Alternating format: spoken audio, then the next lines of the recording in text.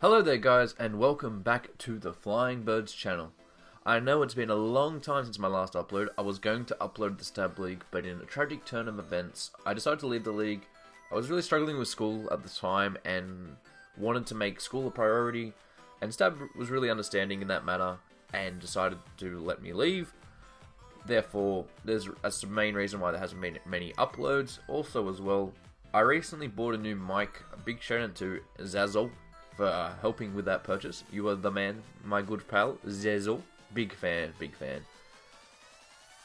The main reason for me wanting to join this league was I really wanted to make sure that my main man, Rapidash, got in the league before I did. So I told J-Specs that I wasn't really interested in the spot unless Rapidash got in first, and that's what happened.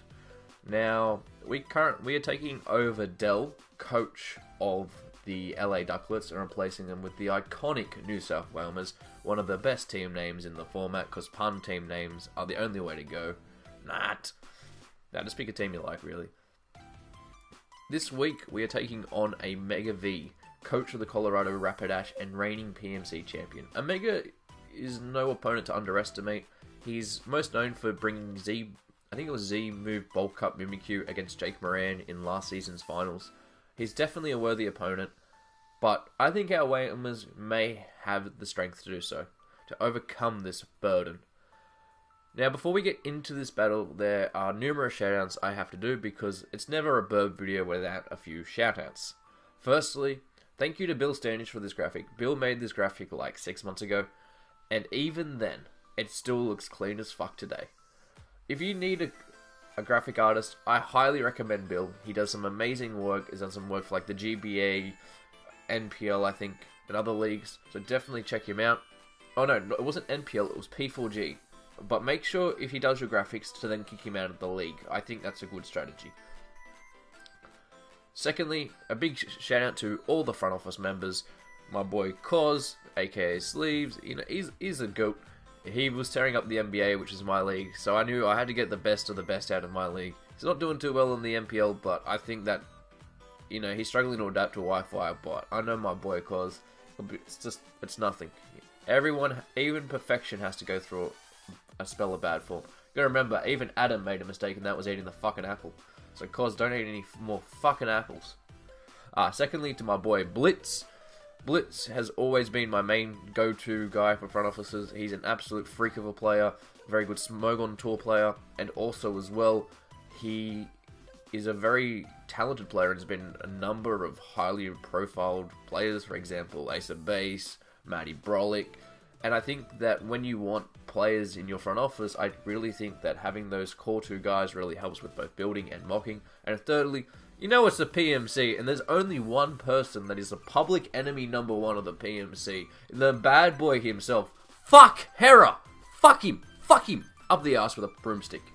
But Hera is my boy, and he's Omega's dad. And I was talking to Omega, and he said, Burb, you gotta redeem Hera. You've gotta win the PMC for my dad. And I said, Omega, if I win the PMC for your dad, he has to buy you a clock for your birthday, Omega. You can have the New South Wales clock so you know what time bedtime is. It's not up to 3 AM playing the fucking Hyrule Warriors on the Switch, you dumb fuck.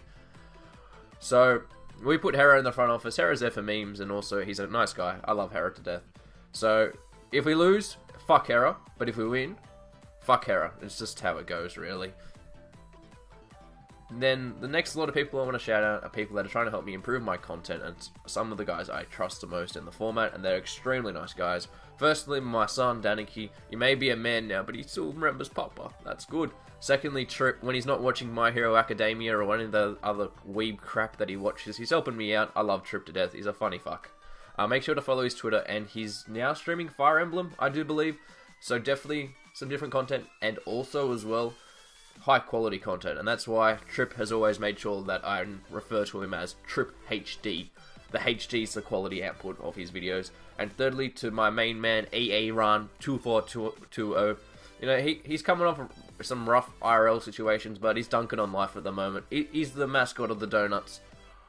Helps me record my Citra battles, and also a really nice bloke. So thank you to those guys before we really get into the news. I know people are going to be like, oh my god, Bob, you spent so long shouting out people. Yeah, I know, but it's just common courtesy.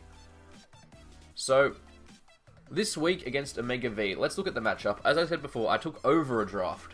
Firstly, my big boy Lando T, Kamoa, Slowking, Shaman, Sableye, Mega Sizzle, Jumpluff. You know, we got some Carney Hobo love in the chat.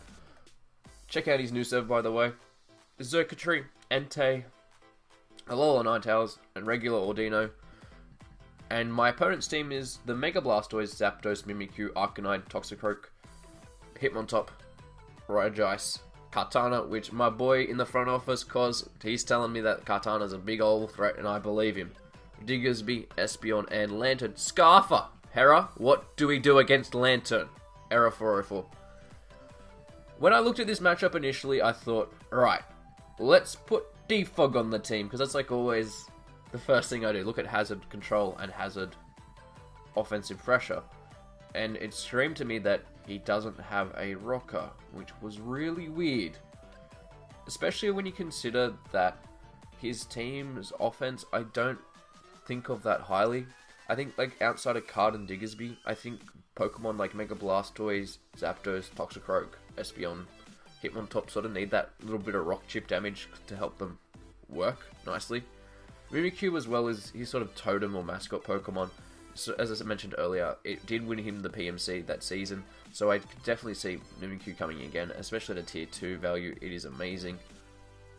And I was really stunned by this, that this is probably the first time ever I've played a draft that has spikes but doesn't have rocks, which was really weird for me. He also has some great hazard control options. He has Zapdos and Kartana for Defog, Magic Bouts on the Espeon, Rapid Spin, Hitmontop, and Rapid Spin Megastoise. So when I was building this team, I really wanted to keep in mind that rocks heavily pressured him, and there was really one sort of set that I knew would come in clutch, and that was the Zerkatry, because Zerkatry is going to be a Z-Captain this week. Zerkatry has an amazing special attack stat of, I think, of base 173, so even without the boosts, it absolutely annihilates Pokemon. Omega's best switch in is like AV Regice. Diggersby does not want to take hits, and that's where the prep is really centered folded around. How do I get my rocks up? And also, how do I get Zerkatry in every time for free to get off big damage? There were sort of mons that I ruled out straight away. Firstly, I didn't want to bring Jumpluff or Sableye. They will be dropped. And that was sort of the 2 of the 3 extra transactions I got. They were chopped straight off the block. Alola Ninetales also didn't make much sense this game. Yes, Freeze Dry is nice for this Megastoise. Zapdos, also Kartana, but speed tying with Kartana was actually one of the main reasons I didn't bring it. I didn't really need Aurora Veil offense this week. I'm still considering dropping Alola Ninetales, or I was at this point in time. Now, ooh, no. Got some fun sets coming next week. And I was like, alright, let's look at how to build this defensively and offensively. When people have matchups, they tend to prep offensively in terms of looking at how do I break my opponent's team to allow certain win-cons, whereas I was like, look, let's look at the longevity of this match and how do I chip down certain mons. So for example, Slowking can carry Future Sight, which can help break Mimikyu's Disguise, and also it can run moves like Dragon Tail to stop Stored Power Espeon from coming in this game. Because I knew that I wasn't going to bring Sableye, so therefore Calm Mind Stored Power Espeon therefore becomes a threat.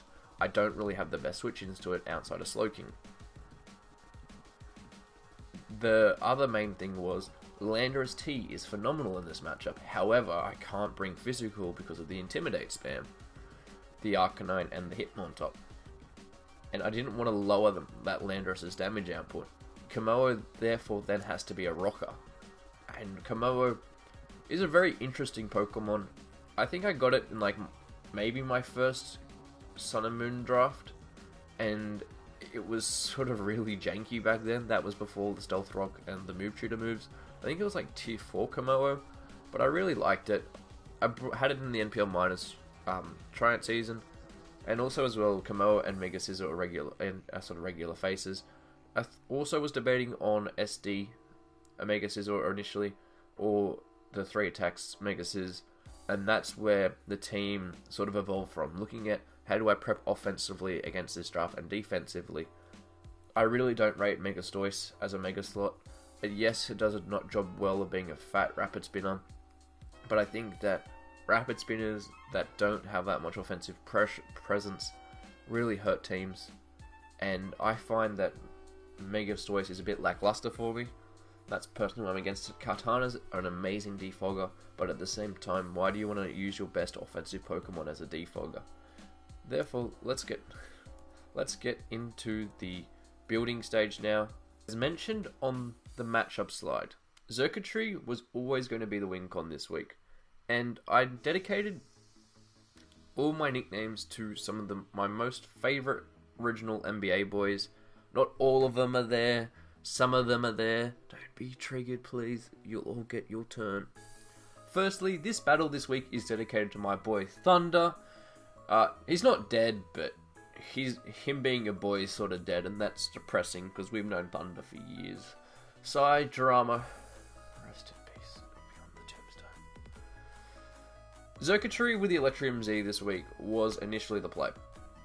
The Hypnosis can potentially be bounced back by Magic Bounce to Espeon, and Electric Terrain just helps the Xurkitree get even more power. And it's insane to think of it like that. Tail Glow, because Xurkitree with Tail Glow is phenomenal. Scary boy, spooky boy. Also as well, by having Electrium Z, I can click ZT Bolt if I'm in dire need and just want to go drop something. Energy Ball is specifically for Diggersby. And the EV spread means that I can take 2 Diggersby banded quick attacks after rocks. 12 special attack means that at +3 I OHKO his entire team in E-Terrain. And 4 Speed F was because I had 4 Speed F left over. Next up we have my boy Flips. Flip, you may be wondering, how does Flips relate to a Komodo? Komodo gets an exclusive Z move, which means that it has to play the bongo drums. In prehistoric times, the DJ was the man who played the bongo drums. Flips, you have that responsibility as your duty and civil service to this planet to be the DJ. Because life's a rave, let me be your DJ. Toxic's there for 90% of his hazard control. The other 10% being Espeon, and fractions don't matter when you talk in hypotheticals.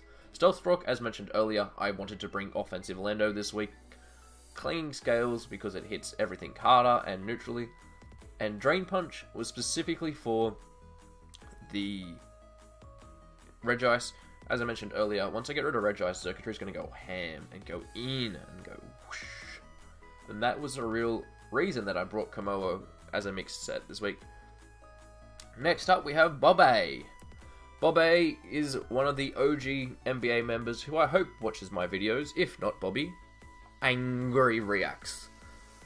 This Slowking set that I mentioned at matchup, I decided to go Future Sight, Shadow Ball, Psyshock, Scald. The main reason for that was I wanted Shadow Ball as a last resort to touch the Mimikyu, because Dragon Tail doesn't phase that. And I thought as well, Espeon, if it comes, Sizzle you turns on, same as Lando, and there's no real reason to get being abundant about a certain idea. The Spadef means that it can really take any hit from Omega V's roster, and that was the core essence of this set, was to have Slowking as the Spadef wall, and there will be a defensive Fizdef Pokemon coming up next, and that is my boy. I wanted the team to have a Spadef wall and a Fizdef wall, and I decided this week that my Fizdef wall was going to be Sizzle, aka Cody. How does Cody relate to Sizzle? Well, in the NBA off-season tournament, I think two seasons ago, Cody wheelchaired Sam with the SD Bug Bite Mega Sizz, and it was funny to watch. It was hilarious. And I thought, there's no other reason not to call my Sizzle Cody. He loves drafting it. The moves that it has are U-Turn, Bullet Punch, Superpower, Roost. The HP defense means that it can take any +2 hit from Kartana, does about 50%. Superpower does like 70. Sacred Sword does not take in the defense drop, so I don't know. Superpower plus U-Turn nearly KOs it, and that's the real kicker of this set. Mega Sizzle is a phenomenal Pokemon in format, and with the U-turn support, it can help pivot out into things like Xurkitree or Shaman to stop his hazard control from coming in, and that was the other idea of this set. I wanted some nice pivots to go into Xurkitree. One thing I'm trying to improve on as a battler is the use of momentum-based moves. I typically only really use Parting Shot, but watching Koz's MPL run has sort of shown me how, with the right set of momentum, some of the threats that you can get in are spooky. And always, if you keep your hazards up, you're always putting your opponent onto the back foot every single turn. And I know that sounds like something so basic, but for me, it's just something I never consider because I always use like bulky pivots. For example, like this Sizzle set, if he tries to go Kartana, it's like Scarf Kartana, and he goes for Superpower, Sacred Sword, I can just fire back a Superpower, and then if he brings in like Arcanine per se, I'll just pivot out into my Slowking. And that's where having these U-turn support mons are really going to help. My next set is going to be the Landorus Therian. Landorus Therian is Hyper Papa Berry, because I was really debating between that and Assault Vest, and I just wanted the extra bit of health back if it got low, and I saw my Landorus getting low. Not easily, but it was definitely something I consider. It's named Techno. It's Techno, cop 1L in the minors. Let's pray that I cop 1L total in PMC. I thought it was a fitting nickname. Techno's always been the Pantherians for as long as I can remember. What a great team name, by the way. Therefore, we have the Intimidate, the U-turn, as I mentioned earlier, about the pivoting and momentum based. I wanted to make sure that every time a Mega V tried to get into his hazard control, it was going to be spooked out. Superpower is specifically for Regice. As I mentioned earlier, Regice is one of the few things that is stopping Thunder from going ham. Earth Power really does a number on his team. Oko's Kartana, 2 shots Mimikyu, Oko's Arcanine, or does like Oko's Arcanine after rocks. Grass Knot is specifically for Megastoise, 2 shots Megastoise. I want to keep up this offensive momentum for as long as possible in this game. I don't want to allow a Mega V at any stage to get into his threats and try to threat him certain Pokemon out. I don't want it to happen. I want it to be offensively pressured every single time. The EVs is pretty standard speed creep, general base speed creep. Defense investment allows me to take, I think, a banded Diggersby return. And the special attack investment, as mentioned earlier, allows me to do those calcs that I mentioned. Now, lastly, we need Shaman is genderless, but I think it looks more like a girl because it has a flower in its hair. Sorry, Aaron2420 with all your Snapchat random streaks. But last Pokemon on the draft was Shaman. Shaman, there's only one nickname for. To be the top dog in the NBA, you have to date Sid, apparently. Falcon Story's main antagonist. It's going to be on Netflix one day, but it's Shaman, nicknamed Sid, and it's got a love heart because I think Thundino got into my computer again. Thundino! Bad! No, Thundino's moved on. Seed Flare is because it's Shaman's best stab, and it also fucks up a bunch of his team. Leech Seed Protect because I can essentially stall out the rest of his team with this set. With E-Power as well as just to help 2-shot Kartana. The Spadef HP investment is specifically for Megastoise. I don't really have any other defensive Pokemon for Megastoise bar Shaman. And also the speed is just to creep Diggersby. That comes to an end of a long team builder. It's not going to be King Nappy 2-hour long team builders, but it's going to be long. I've got to edit this. So, just for people that aren't aware and may be new to the channel, the current upload schedule hopefully is going to be Saturday, Aussie, whenever I want. Team builder goes live for each week, provided I've played the game. If there's no team builder, I haven't played the game. And if that's the case, there will be a team builder on Monday, the following week. The second thing is PMC battles will go live Sundays, EST, whatever that means. I'm Aussie. Give me a real time zone, please. I do not know how to convert. Are we going to start using, inches and the Imperial system to make our kills? Only another 5 kills before my Pokemon has a feat. No, it's silly metric system all the way. And lastly, there may be a random co-op with one of my sort of favourite Pokemon. So throughout the week, there may be random drops of me collabing with other Aussies In particular, original name, who is currently a Twitch streamer on his path to affiliate. He's a mod for Alex Glozer, and to be honest, he's a really talented and very entertaining person. I wish I had a better internet connection, so me and him, so I could actually watch his streams. But we plan to bring random, us being fuckwits really, to my channel, just something different. But definitely follow him on Twitch, because there may be times where we stream together. I don't know yet. Burb's retarded. Who gives a fuck? Now, there's one thing left to say. Peace! Haha, regular.